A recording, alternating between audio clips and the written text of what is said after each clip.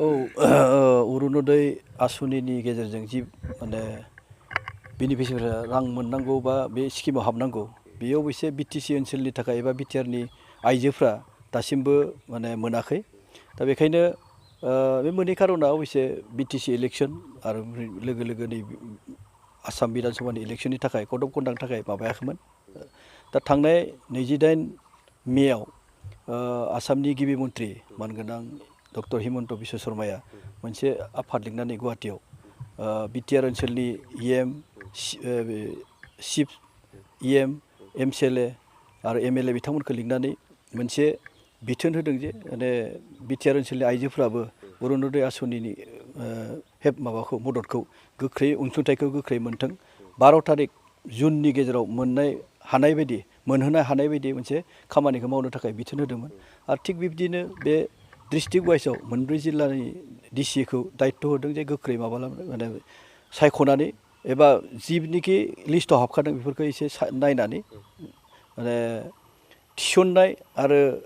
नायफिननाय बे हाबाफारिखौ बिथोन होदों आरो डिसिआ बेबायदिनो ब्लकआ भिसिडिसि चेयारमेन एबा भिसिडिसि लेभेलाव बेखौ हरनाय जादों नंगौ बेयाव बे थांनाय समाव जिथुनिखि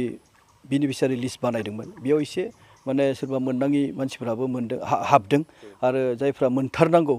जि मोनब्रै केटेगरि जिथु रानना होदों बे केटेगरि राननायनि सुबुंफ्रा खायसे मोननांगौफ्रा गिबियावनो जेनेबा जायफ्रा बिधबा माने हौवा थैजाबाय बिथांमोना हाबथारनांगौ बिनिफ्राय जायफ्रानोखि हाबा जानो माने मोनाखिसै माने बुरैना थाबाय बिथांमोना मोननांगौ बिनिफ्राय हाबा बिच्छेद डाइभर्स जाना फैनाय बिथांमोननो होनांगौ बिनिफ्राय माने बिकलांग सोरबा माने बिकलांग जा हेन्डिकेप दङब्ला बिथांमोना मोननांगौ जुदि बिकलांगआबो हौवासाबा बिथांनि बिमानि बा बिसिनि एकाउन्टखौसो होनानै बेबायदि नैबे आसनियाव अरुनदय आसनियाव हाबनो हागोन बिनि बादैबो जुदि आग्लायदोंब्ला माने टारगेटआ फिलप जायाखैबा जायफ्रानोखि रेशन कार्ड गैया एकदम दुखिया मोनथावना मानसि बिथांमोनखौ बे आसनि एबा अरुनदयाव थिसननो थाखाय माने मोनसे अर्डार होनाय जादों खिन्थु मोनसे बाथ्राया जाहैबाय मा बेहायबो जिहेथु बायदिसिना एंगोलाव बयबो मोनगोन बयनोबो होनांगोन बिदि मोनसे माबा फैनायाव आइजोफ्रा माने बयबो माने एप्लिकेसन बा एप्लाइ खालामदों डकुमेन्ट होदों दा बेयाव एसे माने होंगो दोंगो बेले बेजे एबा बांसावलायनायफ्रा जादों खिन्थु मोनब्रै केटेगरिनि सुबुंफोरा मोनथारनांगोन बिनि उनावसो माने गुबुनफोरनो बा मोनथावना सुबुंफोरनो दुखिया सुबुंफोरनो माने होनायखौ माने नांगौ होननानै भिसिडिसि लेभेलाव बिथोन हरनाय जादों बे माइक्र' फाइनेन्सनि बेलायाव नोंथांमोना मिथिगौ जे गिबि मोनसे केबिनेट आसाम सरकारनि केबिनेट मिटिङावनो डिसिसन लादों ढेकियाजुलिनि एमएलए एबा आसामनि मन्थ्रि बे अशोक सिंघालखौ चेयारमेन बानायनानै मोनसे कमिटि बनायनाय जादों जे बेखौ नायनो थाखाय बिजिरनो थाखाय आरो लोगोसे दाख्लैबो जिथुबो आसामनि गिबि मन्थ्रि डक्टर हिमन्त बिश्व शर्माया रोखायै बुंखादों बे आइजोफोरनि जिथुनिखि समस्या लुनखौ लानानै माइक्र' फाइनेन्सखौ लानानै बेखौ माने कमप्लिटलि सुद आरो मुल बेखौ होफिननाय जागोन सरकारनिफ्रायनो बेखायनो बेखौ रोखायै बुंखानाय जादों आरो बेबायदिनो खामानिया हयथ' दायो बिजिरनाय बा बे माने गभर्नमेन्ट आरो बेंकजों सावरायलायनानै गभर्नमेन्टआ हयथ' मडेलिटिखौ बानायबाय थादों अबयसे जोङो बिजाथिनि जानानै एबा दोलोनि जानानै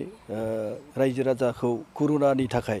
माने साबायखर होनो मोनसे सुबिदा मोनाखै नोंथांमोननि नैबे मिडियानि गेजेरजों दिनै मोनसे सुजुग मोनदों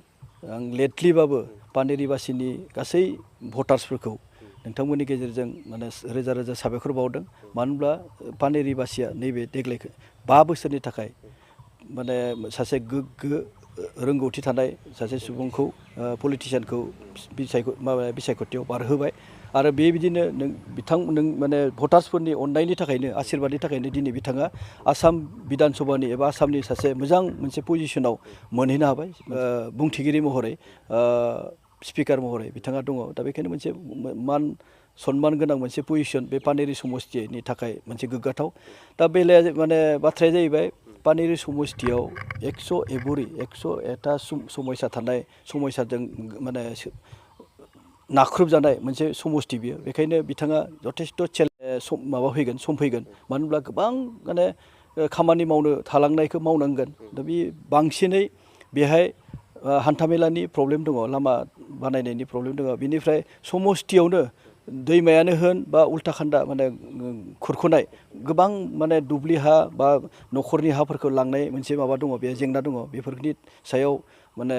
खामानि मावनो दङ। बेनि अनगायैबो लोंनाय दैनि थाखाय मोनसे समस्या, बेफोरखौबो लानानै माने खामानि मावनो दङ। आरो बिनि बांसिनबो गिदिरसिन माने माबाया जाहैबाय बै देहा फाहामसालिफोराव डक्टर गैया। देहा फाहामसालिफोरखौ माने मोजां फेसिलिटि गैयिनि थाखाय जोंनि गोरिब ओनसोलनि मानसिफ्रा गोजानाव लांनानै बेराम फाहामनो गोनां जादों। दा बेखायनो बे सुबिदा सुजुगफोरखौ ओनसोलावनो बा समस्थिनि सिङावनो होनो हानायनि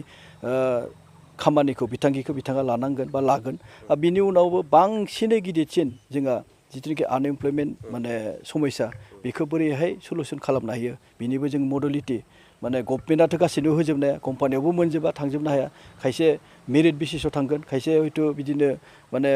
जग्यबाबो मोनाबो जानो हागौ। बेखायनो बेफोरखौबो बोरै मडेलिटियाव माबा आबादजोंनो होन, आबादारिनि गेजेरजों बा माबा कनसेप्ट बानायनानै जोङो थिसननो हायो, बेबायदि मोनसे गिदिर समस्या दङ। बेफोरखौ मावलांनायनि